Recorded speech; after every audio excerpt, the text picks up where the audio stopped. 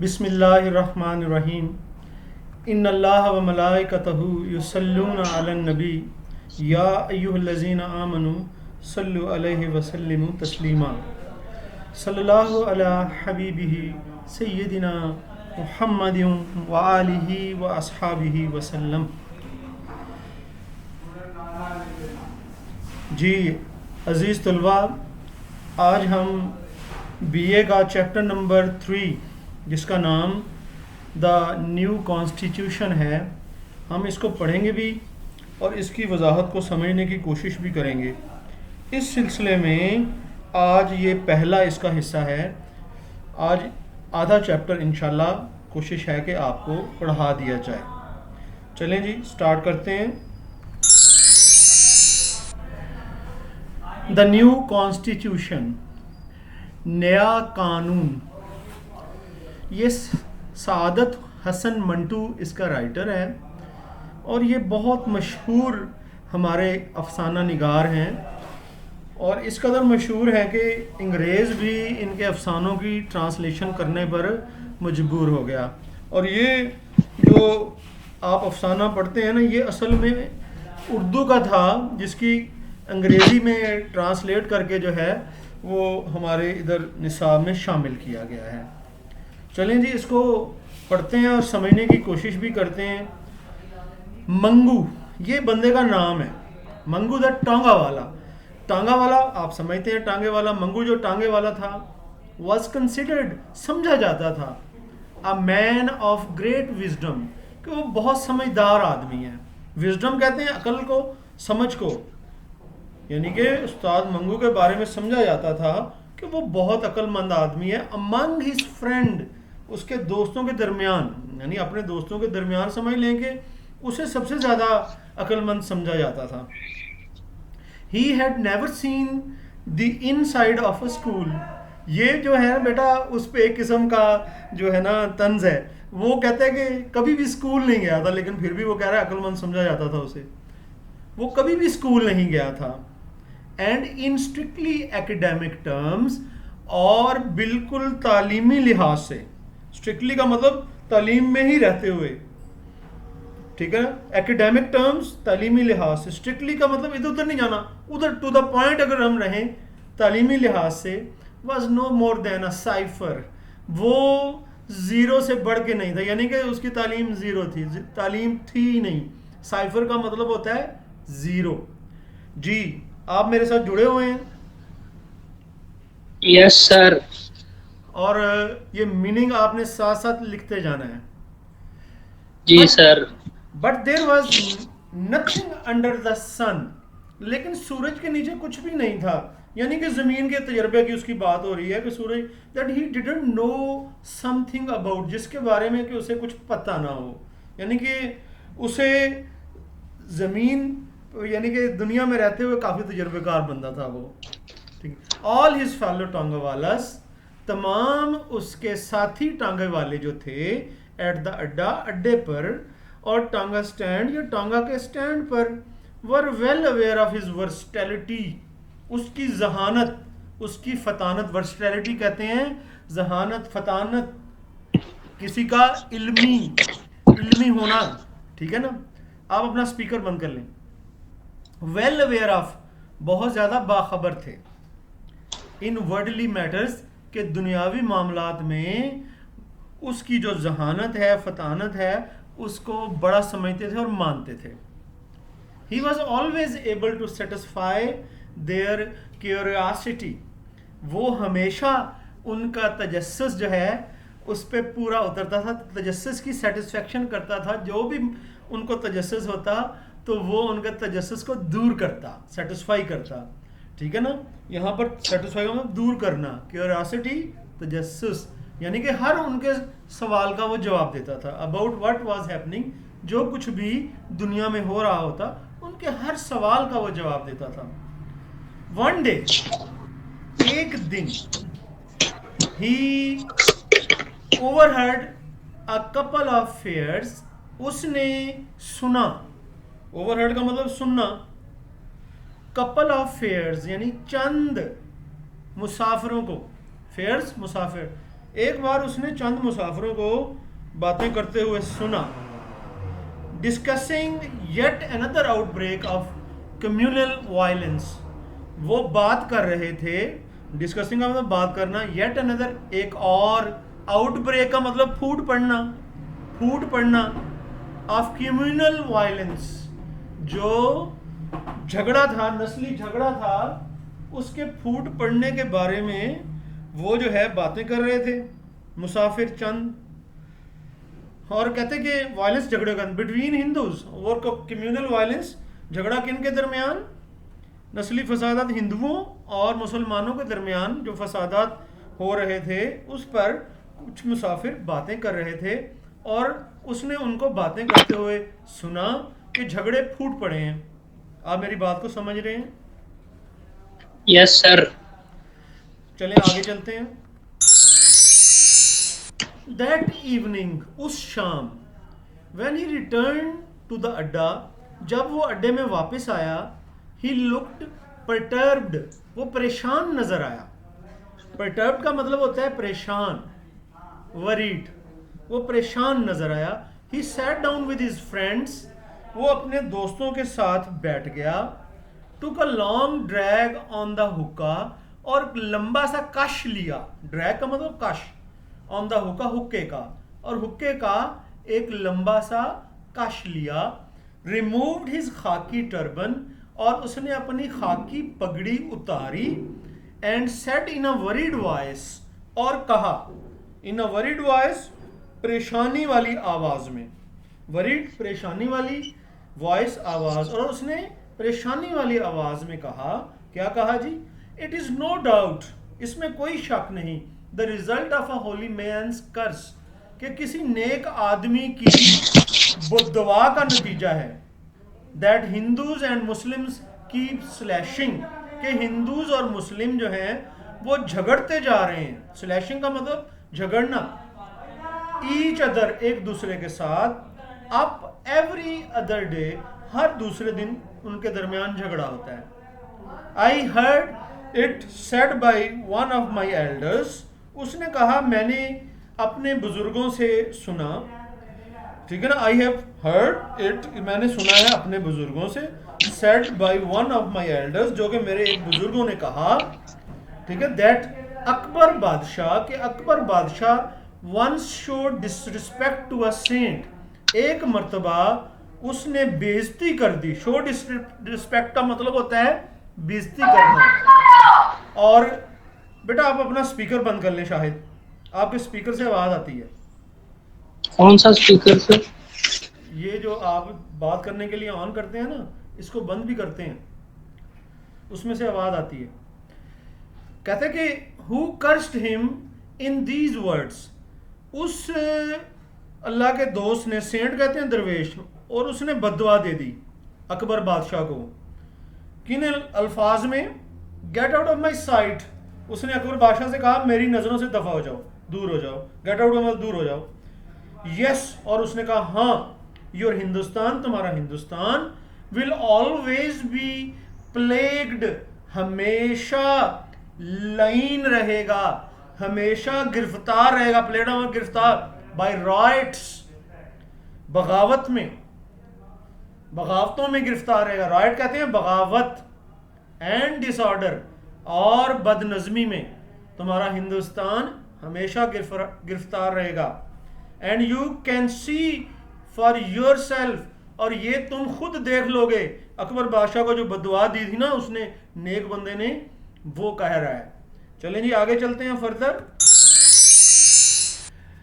Ever since, ever since का मतलब है उस वक्त से, द एंड ऑफ अकबर राज, जब अकबर का हुकूमत खत्म भी हो गई तब भी, what else has India known, India ने और क्या देखा, इंडिया ने और क्या जाना, बट राइट्स, सिवाय बगावतों के। यानी कि जब से अकबर का दौरे हुकूमत खत्म हुआ, इंडिया में बगावतें ही रहीं। आप मुझे सुन रहे हैं?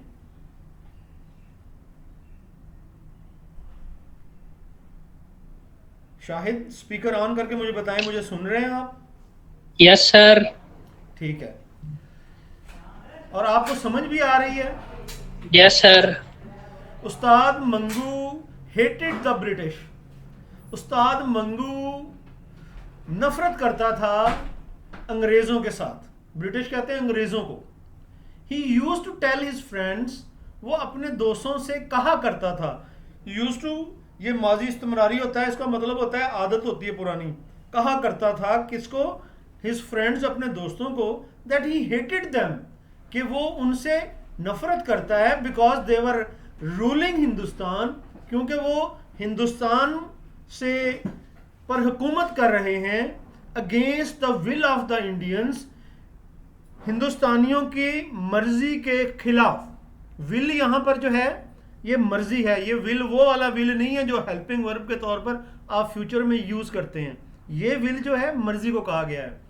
एंड मिस्ड नो अपॉर्चुनिटी, और कोई मौका जाया नहीं करते। मिस का मतलब जाया करना, अपॉर्चुनिटी मौका। टू कमिट एट्रोसिटीज, जुल्म करने का, और जुल्म करने का कोई मौका जाया नहीं करते। ठीक है ना। वो अपने दोस्तों से कहा करता था बहुत, क्योंकि नफरत करता था अंग्रेज़ों से, और वो कहता था कि ये जो अंग्रेज़ हैं हिंदुस्तान वालों की मर्ज़ी के ख़िलाफ़ उन पर हुकूमत कर रहे हैं, और अंग्रेज़ कभी कोई मौका ज़ाया नहीं करते एट्रोसिटीज़ करने का। एट्रोसिटीज़ करने का मतलब है जुल्म करने का। एट्रोसिटीज़ कहते हैं जुल्म को। हाउ एवर, ताहम, ताहम, द फैक्ट वॉज दैट, हकीकत ये थी, इट वॉज द गोरा सोल्जर्स, ये गोरे सिपाही थे, ऑफ द कैंटोनमेंट, छावनी के। कैंटोनमेंट कहते छावनी के। ताहम ये हकीकत थी कि छावनी के गोरे सिपाही, गोरे सिपाही का मतलब अंग्रेज सिपाही, गोरे अंग्रेज को कहते हैं। हु आर रिस्पॉन्सिबल, जो के जिम्मेदार थे, for Ustad mongoose rather low opinion of the British, कि जो उस्ताद मंगू की कदरें, बुरी राय थी। लो ओपिनियन, बुरी राय। ओपिनियन कहते हैं राय को, लो का मतलब बुरी। ब्रिटिश कहते हैं अंग्रेज़ों की, यानी कि अंग्रेज़ों के बारे में जो उस्ताद मंगू की बुरी राय थी, उसके वो जिम्मेदार गोरे सोल्जर्स खुद थे। They use to treat him, वो उसके साथ सलूक किया करते थे, as if he were some lower creation of God, जैसे कि वो खुदा की कोई घटिया मखलूक है। लोअर का मतलब होता है घटिया, क्रिएशन का मतलब होता है मखलूक। Even worse than a dog, वो उसे कुत्तों से भी कमतर समझते थे। वर्स का मतलब कमतर, देन का मतलब से, वो उसे कुत्तों से भी कमतर समझते थे।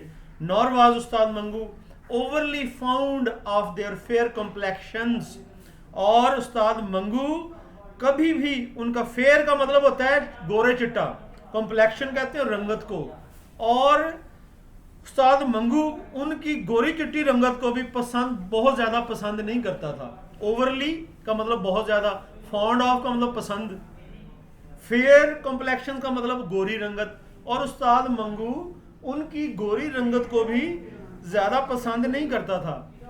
ही यूज टू एक्सपीरियंस नियर नासी, उसे तकरीबन उल्टी आ जाती, उल्टी आने के करीब। एक्सपीरियंस का मतलब होता है तजर्बा करना, नासी का मतलब होता है उल्टी, यानी उसे तकरीबन उल्टी आ जाती। व्हेन ही कन्फ्रंटेड, जब वो सामना करता, बाय ए वाइट, किसी गोरे का, एंड रूडी गोरा सोल्जर, और गुस्ताख गोरे सिपाही का। रूडी कहते हैं गुस्ताख, कन्फ्रंट का मतलब सामना करना।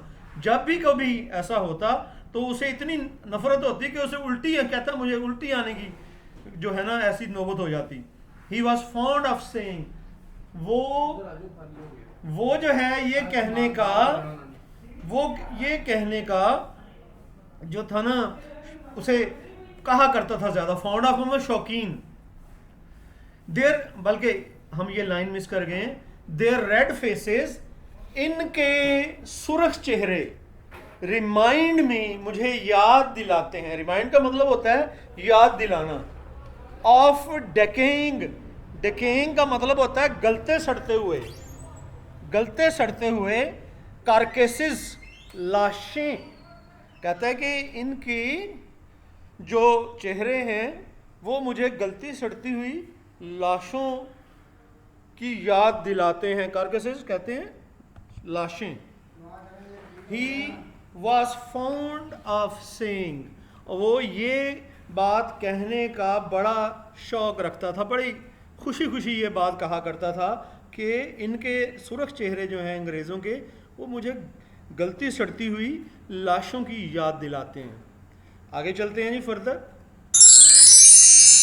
आफ्टर अ वायलेंट क्वारल, बहुत ज़बरदस्त झगड़े के बाद, वायलेंट का मतलब होता है ज़बरदस्त, बहुत ज़्यादा, क्वारल झगड़ा, विद अ ड्रंकन गोरा, एक शराब के नशे में धत जो गोरा था उससे झगड़ा करने के, बहुत ज़्यादा शदीद झगड़ा करने के बाद, ड्रंकन का मतलब होता है नशे में, तो he used to remain depressed for days, वो कई दिनों तक परेशान रहा।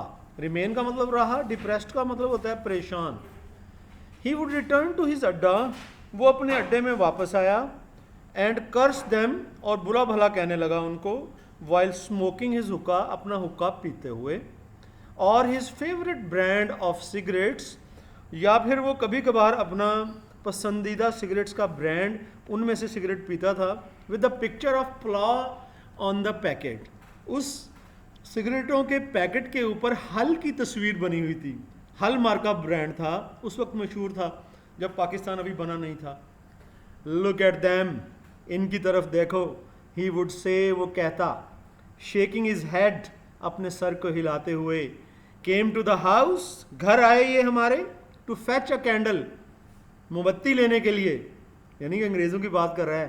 फैच का मतलब लेना, fetch a candle, and before you new, और इससे पहले कि आपको पता चले, they had taken it over, उन्होंने तो आपका घर ही ले लिया। यानी वो कहते हैं ना, वो अग लैन आई तो घर का मालिक बन के बह गई, वो ये कह रहा है कि ये मोमबत्ती लेने आए थे, तो इससे पहले कि आपको पता चलता, ये इन्होंने तो आपका घर ही ले लिया। I can't stand the site of them, मैं तो इनको एक नज़र नहीं मुझे ये भाते, इनका मतलब नज़ारा, इनका नज़र आना बिल्कुल मुझे पसंद नहीं है। साइड का मतलब नज़र आना। दीज ह्यूमन मंकीज, ये तो इंसानी बंदर हैं। They the way they order you, देखो कैसे तुम्हें ये ऑर्डर करते हैं, you around as if one was their father slave, जैसे कि कोई इनके बाप का गुलाम हो, ऐसे ऑर्डर करते हैं। स्लेव कहते हैं गुलाम को। आप मेरे साथ जुड़े हुए हैं? यस सर, मैं आपके साथ हूँ। समझ रहे हैं सारे को? जी सर, समझ आ रही है। आप वीडियो भी मैं शेयर कर दूंगा यूट्यूब पे, आपने अगर कोई प्रॉब्लम हुआ तो आपने उसको भी देख लेना है, ठीक है?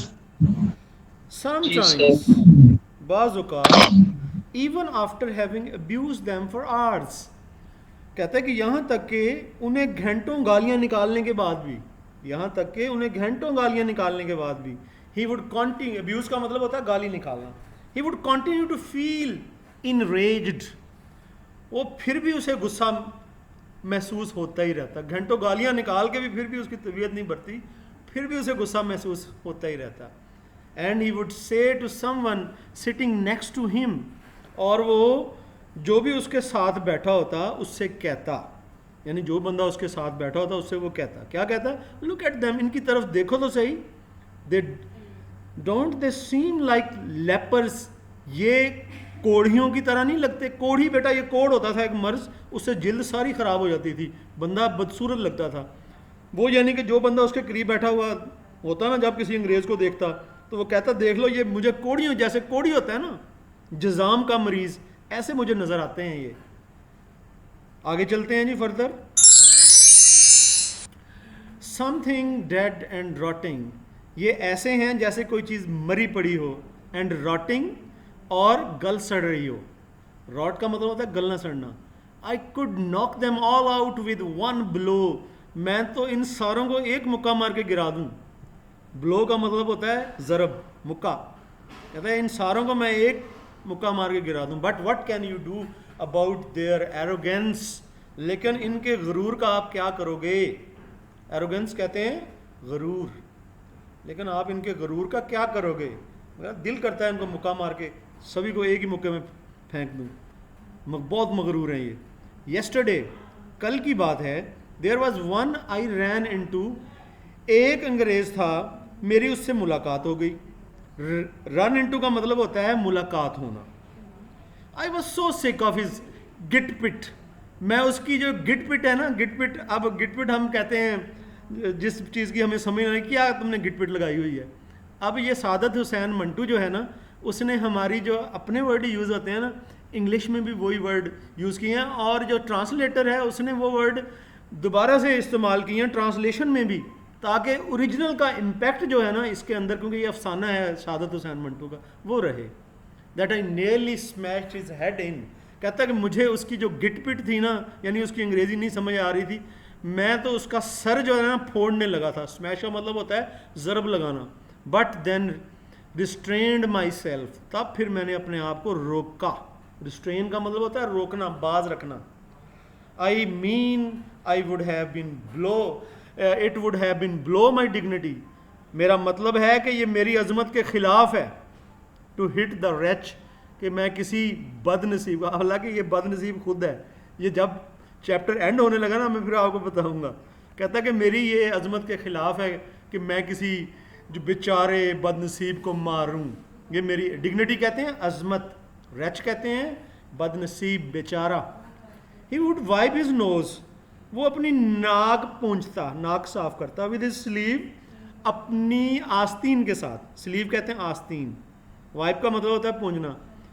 वो अपनी आस्तीन के साथ नाक अपनी साफ करता है। एंड कंटिन्यू हिज डायट्राइब, और अपनी जो गुफ्तगू है वो जारी रखता है। डायट्राइब क्या होता है? डिस्कशन, गुफ्तगू।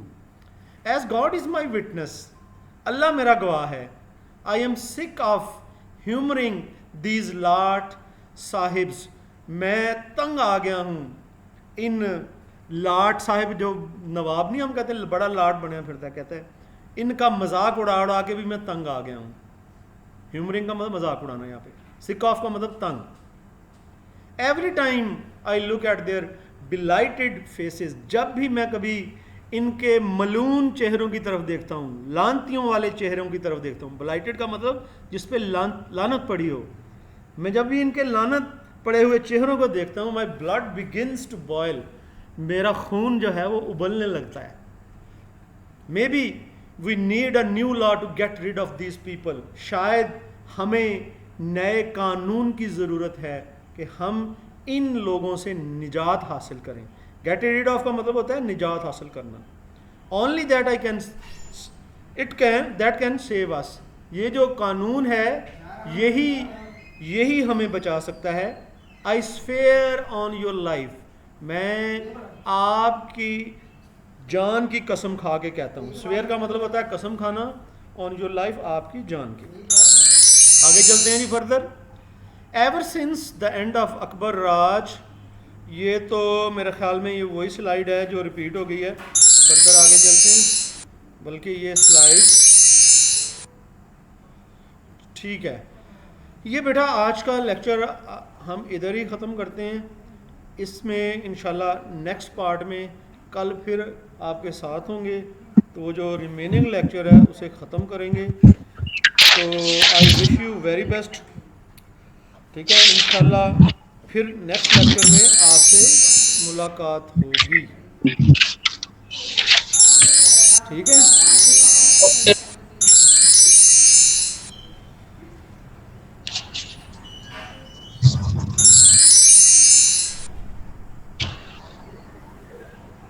अच्छा, आप अभी मेरे साथ ही हैं? यस सर, मैं आपके साथ हूँ अभी। हाँ, अब ये 2 स्लाइड्स हैं, ये कर ही लेते हैं। जी सर। हाँ, कहते हैं constitution, new constitution is going to be like boiling hot water. ये जो नया कानून है ये उबले हुए पानी की तरह होगा, which will destroy this bugs, जो इन कीड़े मकोड़ों को, बग्स होते हैं कीड़े मकोड़े, डिस्ट्रॉय का मतलब तबाह कर देना, जो इन कीड़े मकोड़ों को तबाह कर देगा। Who suck the blood of the poor, जो के पीते हैं गरीब आदमी का खून। सक का मतलब होता है पीना। सर ये कोई और पैसेज आ गया है अभी। बेटा ये आप जहां से पढ़ा रहा हूँ आप पढ़ें, बिल्कुल वही, इससे आगे यही आना था। जी ठीक। ही सेड टू हिमसेल्फ, ये उसने अपने आप से कहा। ही वॉज वेरी हैप्पी, वो बहुत खुश था। The new constitution was going to force this white mice, जो नया कानून है वो इन सफ़ेद चूहों को, कहता क्या करेगा, गोइंग टू फोर्स, मजबूर कर देगा। फोर्स का मतलब होता है मजबूर कर देना। For that was his name for the British, क्योंकि ये नाम उसने अंग्रेज़ों को दिया था। क्या नाम उसने अंग्रेज़ों को दिया था? वाइट माइस, सफ़ेद चूहे। वंस एंड फॉर ऑल, और हमेशा के लिए उन्हें ख़त्म कर देगा। बेटा आप अपना स्पीकर बंद करें। For all back into their miserable holes, और ये नया कानून जो है ये उनको उनके बदनसीब सुराखों में, ये ऐसे चूहे हैं, घुसा देगा। वो समझ रहा था, उसने मुसाफिरों की बातें सुनी थी, मुसाफिरों ने ये बातें की थी कि इंडिया में नया कानून आया चाहता है जिसकी वजह से अंग्रेज़ जो हैं यहाँ से भाग जाएंगे। तो उसने बड़ी उम्मीदें वाबस्ता कर ली थी उस्ताद मंगू द टांगावाला ने उस नए कॉन्स्टिट्यूशन के साथ। No longer would they infest the earth, ये जो अंग्रेज़ हैं ये ज़मीन को अब मज़ीद गंदा नहीं कर सकेंगे। इन्फेस्ट का मतलब होता है गंदा करना, अर्थ का मतलब होता है ज़मीन। When Nathu the bald headed tangewala, जब नथु, अब नथु उसका दोस्त है, द बैलेट हेडेड का जिसका सर गंजा हो, ठीक है ना, बैल हेडेड जिसका सर गंजा हो, टांगा वाला था, यानी कि नथु जो है वो उसका सर गंजा था, टांगा वाला। एम्बल्ड इन, वो टहलता हुआ अंदर आया। एम्बल्ड का मतलब होता है मस्ती से चलना, टहलना, टहलता हुआ अंदर आया। इन अ वाइल लेटर, थोड़ी देर बाद में, his turban tucked under his arm, उसने अपनी पगड़ी जो है ना अपनी बगल में दबा रखी थी, यानी नथु ने। उस्ताद मंगू शोक हिज हैंड विगोरसली, उस्ताद मंगू ने अपना हाथ बहुत ज़ोरदार तरीके से उससे मिलाया, उसका हाथ हिलाया। विगोरसली मतलब ज़ोरदार, ताकत से। I have great news for you, मेरे पास तुम्हारे लिए बड़ी अजीम खबर है, बहुत बड़ी खबर है। इट्स सो गुड, ये इतनी बड़ी है, that it might make your head grow back, कि इतनी बड़ी है कि तुम्हारे सर के बाल जो हैं दोबारा से उग जाएंगे। वो गंजा था ना, मजाक कर रहा है ये जो है टांगे वाला, क्या नाम है इसका, मंगू, नथु से मजाक कर रहा है। आगे चलते हैं जी। फॉर सम ईयर्स, चंद सालों तक, द रेड शर्ट मूवमेंट, ये एक मूवमेंट चली थी हिंदुस्तान में, मूवमेंट इन पेशावर, पेशावर में, had been much in the news, ये जो सुरख कमीज़ की तहरीक थी ये उस वक्त में चली थी, ये बड़ी ख़बरों में आम थी। To Ustad Mangu this movement has something to do with the king of Russia, Ustad Mangu के नुक्ता नज़र से इस तहरीक का रशिया के बादशाह के साथ कोई ना कोई ताल्लुक़ था। And naturally with the new government of India act, और कुदरती सी बात है अगर रशिया के बादशाह के साथ ताल्लुक़ था तो इंडिया में जो नया कानून आना है उसके साथ भी इसका ताल्लुक़ था। यानी उस्ताद मंगू अब हर चीज़ को जो है उस नए कानून के हवाले से देखता था। कोई भी सोसाइटी में चेंज नज़र आती थी तो वो ये समझता था कि ये नया कानून आने वाला है, हालांकि नया कानून तो आने वाला ही नहीं था, ये तो आपको बाद में पता चलेगा। There were also frequent reports, और बहुत ज़्यादा रिपोर्ट्स आ रही थी, फ्रीक्वेंट का मतलब बहुत ज़्यादा, ऑफ बम ब्लास्ट, बम्बों के फटने की, in various Indian cities, India के मुख्तलिफ शहरों में बम्बों की फटने की रिपोर्ट्स आ रही थी। Van ever Ustad Mangu heard there, जब उस्ताद मंगू ने इसे सुना, सो मनी हैड बिन कॉट, के बहुत से लोगों को पकड़ लिया गया है, फॉर पोजेसिंग एक्सप्लोसिव्स, के उनके पास धमाकेदार मवाद था। एक्सप्लोसिव धमाकेदार मवाद, पोजेस का मतलब होता है रखना अपने पास, कहता है बहुत से लोगों को धमाका खेज़ मवाद की वजह से पकड़ लिया गया। और so many were going to be tried, और बहुत सारों पर मुकदमा चलेगा। अब ट्राई का एक मतलब होता है कोशिश करना, लेकिन ट्राई का मतलब मुकदमा चलना भी होता है। So many were going to be tried, बहुत सारे लोगों पर मुकदमा चलेगा बाय द गवर्नमेंट, गवर्नमेंट की तरफ से, ऑन ट्रीजन चार्जेस, बगावत के जुर्म में। ट्रीजन कहते हैं बगावत, गद्दारी, गद्दारी के जुर्म में मुकदमा चलेगा। ही इंटरप्रेटेड, वो उसने समझा, it all as a curtain raiser, कि ये सारी जो हैं नकीब हैं, यानी कि पेश खेमा है। नकीब होती है पेश खेमा, यानी कि ये किसी चीज़ की अलामत है। किस चीज़ का पेश खेमा है? फॉर द न्यू कॉन्स्टिट्यूशन, नए कानून का। ठीक है बेटा, ये तो था आज का लेक्चर। तो thank you for joining me, जज़ाकल्लाह। I wish you very best. इंशाल्लाह कल आपसे या अगले लेक्चर में फिर मुलाकात होगी।